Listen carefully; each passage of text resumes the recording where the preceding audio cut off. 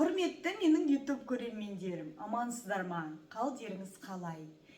Енді менен осы күнге дейін сұрап жатырған оқырмандарым, өтініш, менің баламда скорит бар еді, менің баламда глисты. В общем, паразиттердің қалай жоюға болады, қалай кетіруге болады деген көптеген сұрақтар келіп жатыр. Әрине мен оған да көп ізденген болатынмын. Негізі ол паразиттің қалай кетіру керектігін, ішінде жұмыртқалардың барлығын қалай жоюға болатынын менің YouTube каналымда бар, қыздар, көрермендер.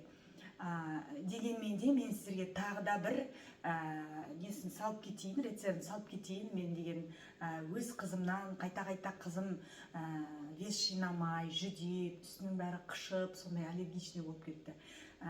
Бірақ енді тапсырсам, баған қызым айтып тұр, анализі шығып тұр, паразиты деп, аскариды деп. Енді мен іздендім, енді жаппай іздендім, қалай жасасам екен деп.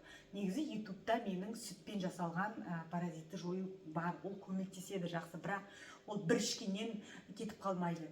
Кетеді, бірақ ол қазір жуылмаған тағам нелер, жемістер жейміз, қолдан бала жуылмай қалады, ұстамай қалады, ұстап жей береді, ондай болады.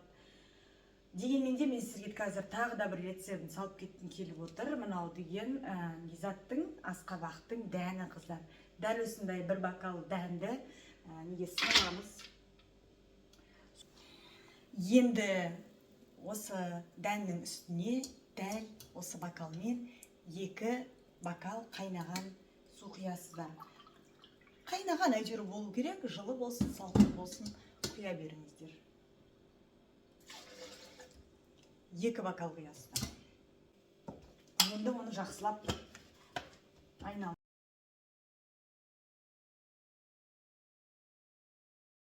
Ал оқырмандар, қараңыздар, мен көрермендер жаңағы жасаған смесімді мен через сито өткізіп, сүзгіден өткізіп жатырмын.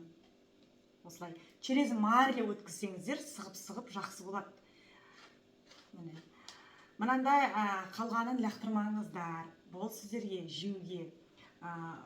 Енді балдар жей алмайды, оны білесіздер. Балдарға жаңағы мына сүтін беруге болады.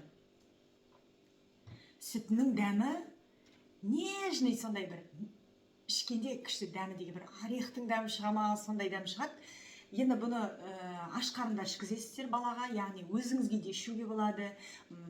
Балаға бересіздер, аш қарынға бересіздер. Және те кім арықтағысы келіп жүр, кишечниктарыңызды тазартып алып, арықтау, енді қазір әйел адамдар көбісі арықтағысы келеді ғой, сол себептен осыны ішсеңіздер де арықтап, бір қалыпты фигурная болып жүресіздер. Бірақ көбінесе ол енді бізге құртты түсіруге өте жақсы көмектеседі. Жұмыртқасын барлығын түсіріп отырады. Бұл енді сізде тіпті құрт болмаса да, для профилактика сіздерге де ішуге болады. Енді құрты бар адамдарға міндетті түрде осыны кәдімгідей үзбей, 10 күн үзбей ішіңіздер. Жақсы ма? Аш қарында ішіп отырыңыздар, балаларыңызға беріңіздер. Құрты болса, паразиттер болса, міндетті түрде балаға да беріңіздер. Ал мынандай қалып қойғанды сіздер лақтырмаңыздар. Бұны өздеріңіз таңертең аш қарынға, әбетте аш қарынға, кешкісін аш қарынға жатада жеп жатыңыздар. Сонда өте жақсы көмектесетін болады. Сіздерге менің бүгінгі рецептім ұнаған болса, көмектесіп жатырса, сіздер де маған лайк басып, подписка жасауды ұмытпаңыздар. Және те комментарий жаза кетіңіздер. Тағы да сізге қандай ауруға салайын, сіздер тағы да не естіңіз келеді менен, соны маған жаза кетіңіздер. Мен сіздерге ізденіп, жасап, өзіме, яғни көмектесіп жатырғасын, сіздерге мен бұны салып жатырмын. Менің қызымда нәтижесі болып жатыр. Сол себептен сіздерге мен салып жатырмын. Рахмет қарағандарыңызға. Ас болсын, денсаулықтарыңыз мықты болсын, ауырмаңыздар, паразиттерге жол жоқ. Ұмытпаңыздар, тыкваның несі, шаттауғы дәні, яғни бұл құртты, ең бірінші құртты жеңетін қару деп те айтуға болады, шыны керек. Мен өзім көзім жетіп жатыр. Сау болыңыздар.